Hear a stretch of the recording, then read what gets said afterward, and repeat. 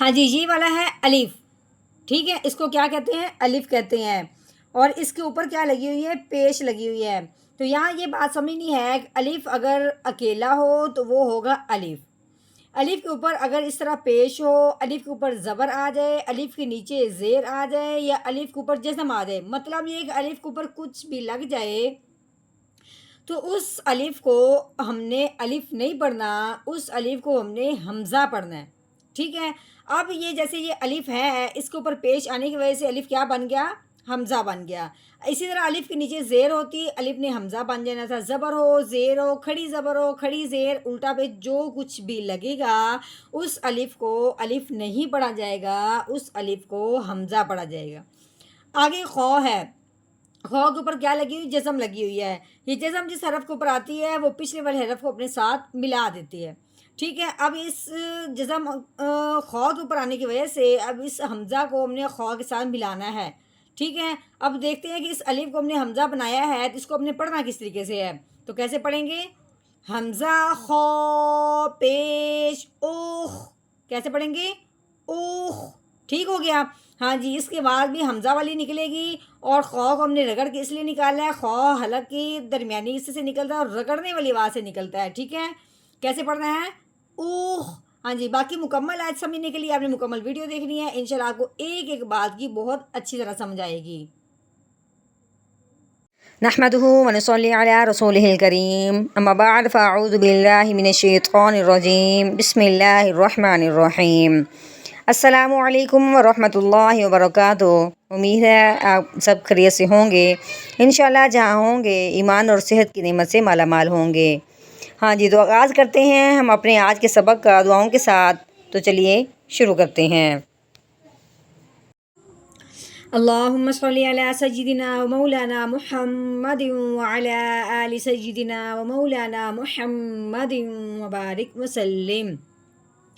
رب اشرح لي صدري ويسر لي أمري واحلل عقدة من لساني يفقهوا قولي۔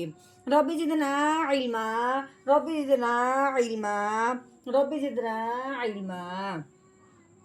أعوذ بالله من الشيطان الرجيم، بسم الله الرحمن الرحيم۔ ہاں جی، قوف، بڑا قوف جو حلق کی گہرائی سے نکلتا ہے قوف کر کے، ٹھیک ہے۔ قوف کے اوپر جو لگی ہوئی ہے یہ پیش ہے، تو اس کو کس طریقے سے پڑھیں گے؟ قوف پیش قو، تا کے نیچے زیر لگی ہوئی ہے، تا زیر تی، قوتی۔ یہ لام، لام کے اوپر زبر لگی ہوئی ہے، لام زبر لا، قوتی لا۔ ہاں جی، آگے یہ الف ہے، الف کے اوپر لگی ہوئی ہے زبر، الف کے اوپر زبر ہو، الف کے نیچے زیر ہو، یا الف کے اوپر پیش ہو تو اس الف کو الف نہیں پڑھتے، اس الف کو حمزہ پڑھتے ہیں، ٹھیک ہے۔ اب اس الف کو اب ہم نے حمزہ کہنا ہے اس زبر کی وجہ سے۔ اس کو پڑھنے سے پہلے آگے ضرور دیکھنا ہے کہ آگے کیا ہے؟ صاد، اس کے اوپر لگی ہوئی ہے جزم۔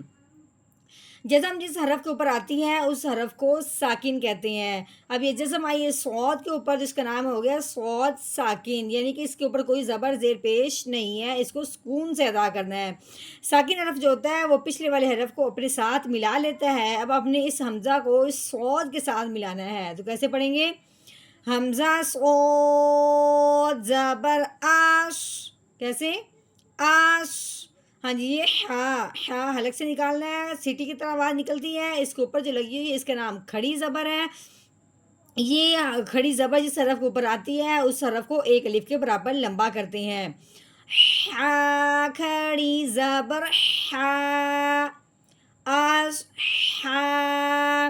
ہاں جی، یہ با کے اوپر لگی ہوئی ہے پیش، آگے دیکھیں یہ الف ہے، آگے یہ لام ہے، الف کے اوپر کوئی زبر زیر پیش نہیں لگی ہوئی، اس کو ہم نہیں پڑھیں گے۔ آگے یہ لام ہے، اس کے اوپر لگی ہوئی ہے جزم، اس لام کو ہم نے ساکن کرنا ہے۔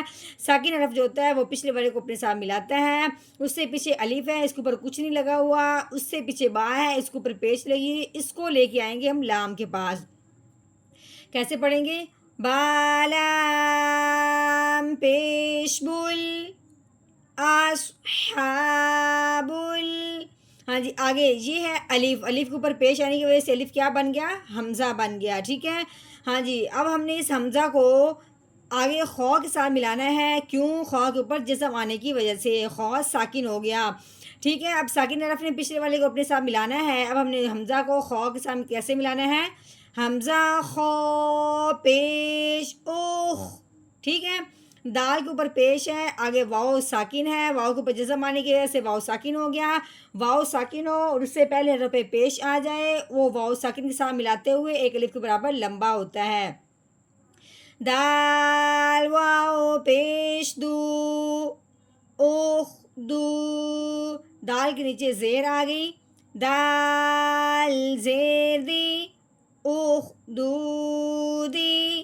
ہاں جی اب ہم نے کرنا ہے یہاں پہ وقف. وقف کی صورت میں آخر والے حرف کو ہم نے کرنا ہے ساکن. تو ساکن والا جو حرف ہوتا ہے اس کو دیکھتے ہیں کہ وہ ہے کون سا. اب یہاں پہ ہم نے دیکھا ہے کہ ساکن حرف جو ہے وہ دال ہے, تو دال حروف قلقلہ میں سے ہے. حروف قلقلہ جب ساکن ہوتا ہے تو اس کو ہلا کے پڑھتے ہیں. اب ہلائیں گے کیسے؟ پہلے ہم نے پڑھا ہے اوخ دودی, آگے وقف اوخ دود اوخ دود. جو ہم نے دال کو ہلایا نا د کر کے, یہ قلقلہ ہم نے کیا ہے. ٹھیک ہے. اب مکمل آیت کا ہم نے کر لیا توڑ. اب ہم نے کرنا ہے اس کا جوڑ, وہ بھی روانگی کے ساتھ پڑھیں گے. تو چلیے شروع کرتے ہیں. اعوذ باللہ من الشیطان الرجیم. سورۃ البروج مکیہ. بسم اللہ الرحمن الرحیم. قتل اصحاب الاخدود. قتل اصحاب الاخدود.